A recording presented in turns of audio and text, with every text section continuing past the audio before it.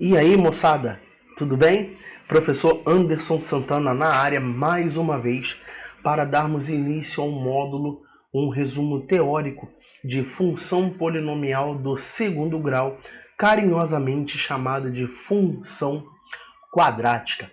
Assunto esse muito importante para você, meu aluno que está estudando aí com afinco para o Colégio Naval e para IPCAR, assim também como para você, meu aluno da EAR, da ESA e de todos os concursos de oficiais. É um assunto fundamental, muito importante, é aquela questão que a gente não pode errar. E para isso, você vai ter aqui agora um resumo teórico completo, direto ao ponto, com tudo que você precisa saber para a sua aprovação. Tudo bem, galera? Então, primeira coisa que eu preciso falar para você é a seguinte: você tem um estudo da parábola, tá bom? De antemão, você já tem um estudo da parábola que é feito lá na geometria analítica no assunto cônicas. Então, esse estudo da parábola lá nas cônicas, ele é um estudo completo. Aqui nós vamos nos referir à parábola sendo uma função, tá certo? Então vamos estudar aqui a função quadrática, onde nós vamos perceber que o gráfico dessa função quadrática é uma parábola. Tudo bem? Então o enfoque aqui é na parte de função quadrática e um enfoque mais geral, mais completo, ele é dado lá na parte de cônicas, perfeito? Então, o que é uma função quadrática? Bom, vamos lembrar dos nossos estudos anteriores, onde eu mostrei a você que toda função ela precisa de 3 elementos para ser bem definida. Ela precisa de um domínio, de um contradomínio e de uma lei de formação que relacione elementos do domínio com elementos do contradomínio. E uma função quadrática é aquela função que possui tanto domínio e contradomínio reais e cuja lei de formação é um trinômio do segundo grau. Tá legal? Então toda função com esta característica é chamada de função quadrática, onde este coeficiente A, onde você percebe que é o coeficiente do termo de maior grau, do termo de grau 2, e ele é obrigatoriamente diferente de zero. Porque se esse termo for igual a zero, 0 vezes x ao quadrado, este termo ele some. E aí você tem aí uma função do primeiro grau que nós já estudamos anteriormente. Perfeito? E todos esses coeficientes A, B e C, que aqui formam o nosso trinômio do segundo grau, eles são números reais. Perfeito? Tudo bem isso, galera? E logo em seguida da definição, nós já precisamos aprender uma coisa fundamental, que é como montar o gráfico desta função quadrática. Tudo bem? E aí eu não vou mostrar isso, a gente pode mostrar isso lá na geometria analítica, lá no estudo da parábola, que o gráfico de todo o trinômio do segundo grau, o gráfico de toda a função quadrática é uma parábola. Tudo bem? Essa demonstração ela é feita lá na geometria analítica. Então, o que a gente precisa desse resumo teórico o gráfico de uma função do segundo grau é uma parábola. E nossa pergunta é: como construir esta parábola no plano cartesiano? E é essa pergunta que nós vamos responder agora através de 4 passos. Tudo bem? O primeiro passo para a construção do gráfico de uma função do segundo grau, que é uma parábola, é a sua concavidade. Bom, toda a parábola, galera, ela possui concavidade voltada para cima ou para baixo. Então, eu vou colocar aqui um resumo maneiro para você. Então, a concavidade da parábola é para cima quando ocorrer qual situação? Quando o coeficiente A, este coeficiente do termo de maior grau, for um número positivo. E a concavidade da parábola, moçada, é voltada para baixo quando este coeficiente A, que é o coeficiente do termo de maior grau, for negativo. E aí a concavidade da parábola será voltada para cima. Então tá aqui bonitinho para você. Concavidade voltada para cima. Deixa eu colocar aqui, ó, bem bonitinho. Concavidade voltada para cima. E aqui a concavidade voltada para baixo. Perfeito, galera? Então tá aqui como você tem a estrutura que representa a concavidade da parábola. Para cima ou para baixo. Basta você olhar para o coeficiente do termo de maior grau. Perfeito? Então esse é o primeiro passo que nós precisamos ter para construir o gráfico desta função do segundo grau. Perfeito? Agora vamos ao segundo passo da construção dessa parábola, que é justamente onde essa parábola intercepta o eixo x. Bom, nós estudamos lá no início de função, nós fizemos aí um gráfico gigantesco e nós estudamos como analisarmos o gráfico de uma função. E lá eu mostrei a você, eu te ensinei que para nós encontrarmos a interseção de um gráfico qualquer com o eixo x, basta nós fazermos o quê? Com que o y seja zero. Ou nós igualamos a lei de formação a zero. Perfeito? Nós estudamos isso aí em estudos anteriores, perfeito? Então, para você encontrar a interseção desta parábola com eixo x, pegue a função e iguale a zero. Lembre que f de x e y são sinônimos, perfeito? E fazendo isso, nós temos aqui a lei de formação igual a zero. E perceba que essa estrutura é uma estrutura conhecida. Isso é uma equação do segundo grau. E ao resolvermos esta equação do segundo grau, dependendo da quantidade de raízes que você encontra, você tem a parábola interceptando o eixo x em 2 pontos, em 1 ponto ou em nenhum ponto. Perfeito? Então vamos fazer aqui, ó, vamos abrir um parênteses no estudo da função quadrática e vamos aqui, olha, você já percebe que você tem um resumo completo com tudo de equação do segundo grau que você precisa saber. Moçada, principalmente você aluno do Colégio Naval e EPICAR e também aluno você da SpaceX, muitas questões, todos os anos são cobradas questões de equação do segundo grau. E para que você não seja pego aí desapercebido, então aqui vai estar um resumo do que você precisa saber de forma geral.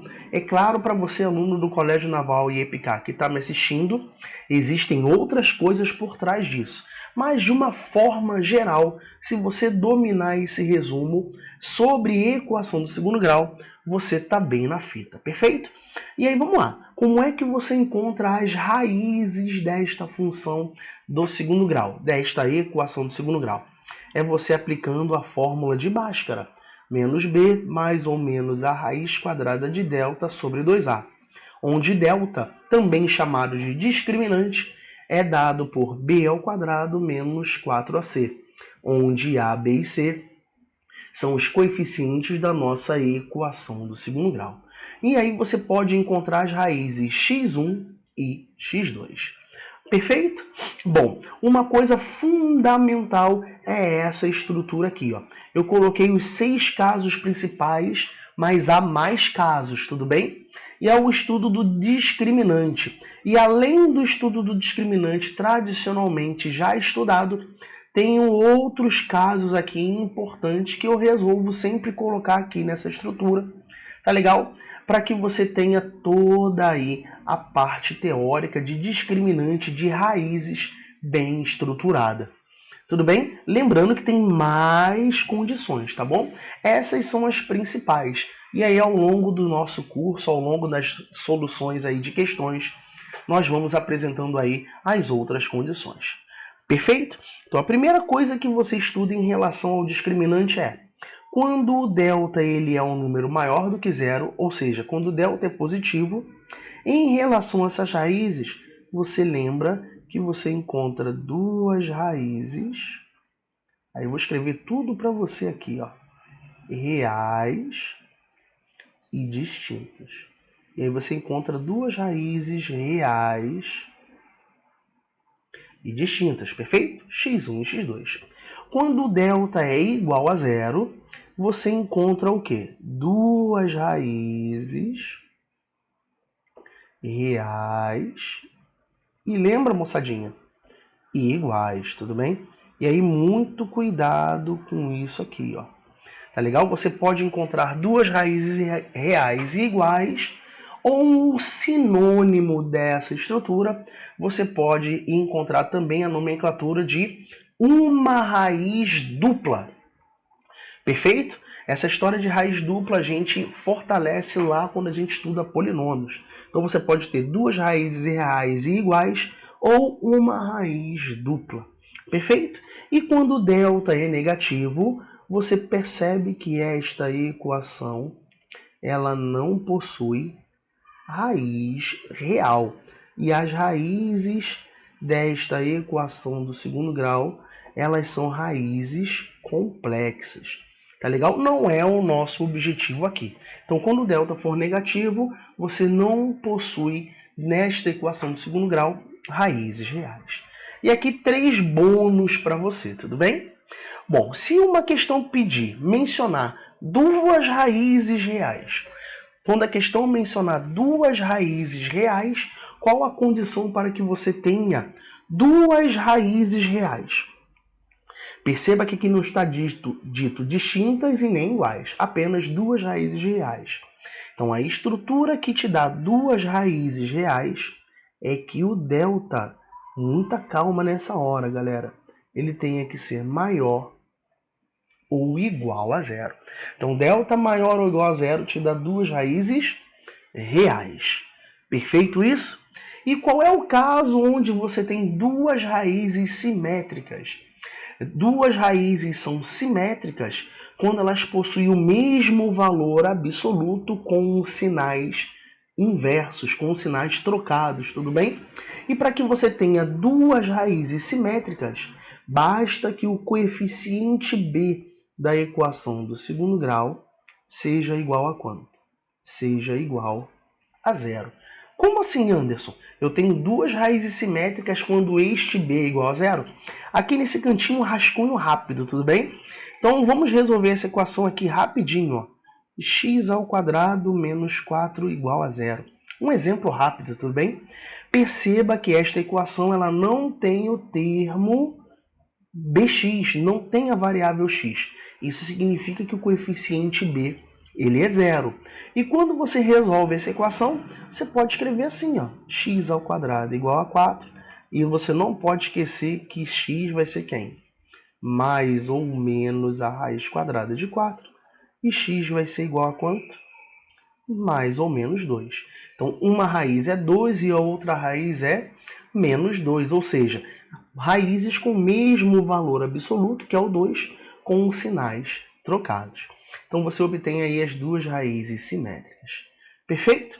E qual é a condição para que você obtenha uma raiz nula?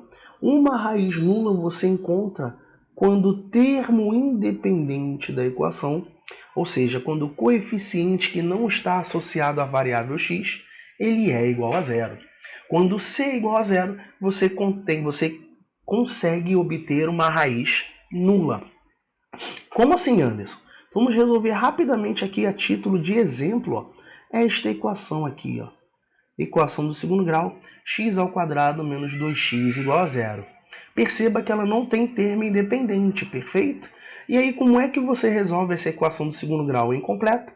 Colocando o x em evidência, lembra disso? E aí, quando você coloca o x em evidência, para um produto entre dois números ser zero, basta que um deles seja zero. Olha aqui a nossa raiz nula. X igual a zero ou x igual a 2. Perfeito? Não vou entrar muito nesse detalhe, mas está aqui o exemplo para que você obtenha uma raiz nula. Tudo bem? Como eu disse anteriormente, galera, existem outras coisas bem legais aqui, mas no geral você tem essa estrutura muito importante que você tem aí em mãos. Tudo bem? Bom, outra coisa muito importante é o que nós chamamos de relação entre coeficientes e raízes. qual é a relação que existe entre os coeficientes a, b e c e as raízes x1 e x2 de uma equação de segundo grau? Bom, é aquela velha história, isso daqui é a coisa mais cobrada em relação à equação de segundo grau. Tá legal? Como é que nós encontramos a soma das raízes sem resolver a equação? Bom, a soma das raízes nós encontramos como? Lembra? Lembra que a gente está fazendo aqui rapidamente um resumo teórico. Menos b sobre a. Se você quiser, me fala aí que eu dou uma aula com demonstrações completas de tudo que a gente está estudando. Tá legal? Então aqui, ó, soma das raízes menos b sobre a. Lembra como é que você determina o produto das raízes de uma equação do segundo grau? Sem resolvê-la? C sobre a. Eu ouvi aqui você falando. C sobre a. E uma coisa que é muito esquecida e não pode ser esquecida, resolve aí muitas questões, pode ser o diferencial para a tua aprovação. Como é que você calcula a diferença entre as raízes? A diferença entre as raízes, galera, ela é dada por qual estrutura? Raiz quadrada de delta, muita calma nessa hora, sobre o módulo de A. Tá legal? Sobre o módulo de A. Geralmente, esta diferença que aqui está, tudo bem? Ela vem em módulo, certo? Porque essa diferença, dependendo da posição dessas raízes em relação à subtração, você pode ter um resultado positivo ou negativo. E aí você, dependendo da estrutura do enunciado, você vai ter uma resposta adequada ao que o concurso pede, tudo bem? Então tá aqui, ó. Só para ficar bonitinho, eu vou colocar em módulo aqui, mas não precisava. Tá legal? Se você, por exemplo, colocar a condição que x1 é maior do que x2, não há necessidade do módulo. Essa diferença ela vai ser positiva. Tudo bem isso? Então tá aí, uma coisa muito importante de você lembrar, relação entre coeficientes e raízes. Tudo bem? E para fechar o nosso estudo, uma coisa fundamental. Como é que você obtém uma equação do segundo grau dadas as raízes, galera? Como é que você faz isso? Bom, vamos supor que as raízes de uma equação do segundo grau são x2, x1, né? E x2. Então vamos supor que x1 e x2 são raízes desta equação do segundo grau. Então, dadas as raízes, como eu obtenho a equação do segundo grau que gerou essas raízes? Bom, a equação do segundo grau que gera as raízes x1 e x2, ela é dada por essa estrutura que aqui está. X ao quadrado menos sx mais p igual a zero, onde S é a soma das raízes. E soma das raízes, olha, você já sabe que é x1 mais x2. Ou seja, é só você somar as raízes dadas que você tem justamente este coeficiente S. E P é o produto das raízes. Ou seja, se você multiplicar estas raízes, você obtém este termo independente que é representado pelo produto. Então, de forma geral, aqui está um resumo completo, tá legal? De equação do segundo grau. Como eu já disse e repito, galera, dependendo do concurso que você vai prestar, você vai precisar aprofundar isso um pouco mais ou um pouco menos. Mas, de forma geral, é isso que você precisa saber, tá legal? Independente do concurso que você vai prestar. Perfeito? Então, primeiro passo para você construir o gráfico de uma função quadrática com cavidade. Segundo passo, a interseção da parábola com eixo x, ou seja, resolver uma equação do segundo grau. Tudo bem até aí? Vamos aos outros dois passos, galera. Os outros dois passos, eles virão depois dessa parte aqui, que pelo amor de Deus. Isso aqui, como eu sempre falo em sala de aula, isso aqui é só o filé mignon, galera. Então, só com esses dois passos que nós tivemos até agora, nós já podemos aí tirar algumas conclusões, resolver várias questões capciosas que derrubam vários candidatos. Então aqui, olha, só com essa estrutura que nós tivemos, nós temos 6 possíveis gráficos desta função quadrática. Tudo bem? Então vamos com calma estudar cada um deles. Olha. Perceba que neste gráfico, a parábola intercepta o eixo x em 2 pontos, que são as raízes, perfeito? E a concavidade é voltada para cima. Perceba que neste gráfico, você percebe que a parábola tangencia o eixo x, ou seja, intercepta o eixo x em um único ponto. E esse ponto aqui, olha, é a raiz dupla. Tudo bem? E você percebe que nesta estrutura, a parábola ela não intercepta o eixo x. Então, quais as condições para que eu tenha cada um desses gráficos? Eu vou colocar aqui para você. Para que você tenha este gráfico, é necessário que o coeficiente A ele seja maior do que zero. Por quê? Porque a concavidade está voltada para cima. E é necessário também que o delta seja o quê? Maior do que zero. Porque você tem que o gráfico intercepta o eixo x em 2 pontos. Ou seja, você tem 2 raízes reais e distintas. Tudo bem? Nessa estrutura aqui, galera, você percebe que o A também precisa ser positivo, pois a concavidade da parábola está voltada para cima. E pelo fato da parábola tangenciar o eixo x, interceptar o eixo x em um único ponto, você tem que o delta, ele obrigatoriamente precisa ser igual a quanto? A zero. E nessa estrutura, você também tem que o coeficiente A precisa ser positivo, e a parábola não interceptando o eixo x é porque o delta ele é negativo. Tudo bem? Então tá aqui, olha, as 3 primeiras condições associadas ao gráfico de uma função e as condições para que você tenha cada uma dessas estruturas. Perfeito, galerinha? Tá aqui, ó, bonitinho para nós. Vamos fazer a mesma coisa com esses 3 gráficos. Perceba que nessa estrutura há a interseção da parábola com o eixo x em 2 pontos, que nós já sabemos que são as raízes. Aqui a parábola tangencia o eixo x, ou seja, ela intercepta o eixo x em um único ponto, que é a raiz dupla. E aqui não há interseção da parábola com o eixo x. E para que essa estrutura ela aconteça, é necessário que o coeficiente A seja negativo, pelo fato da concavidade da parábola estar voltada para baixo. E como esta parábola intercepta o eixo x em 2 pontos, que são as 2 raízes reais e distintas, o delta tem que ser maior do que zero. Aqui você tem que o A, que é o coeficiente do termo de maior grau, negativo, e aqui o delta, moçada, é igual a zero. Por que delta é igual a zero? Porque a parábola tangencia, intercepta o eixo x em um único ponto. E aqui, neste último caso, o A é negativo porque a parábola está com a concavidade voltada para baixo, e o delta é negativo. Por quê? Porque não há interseção da parábola com o eixo x. Tudo bem? Então tá aqui, olha, muito importante. Isso daqui resolve várias questões, entendeu? Muito capciosas.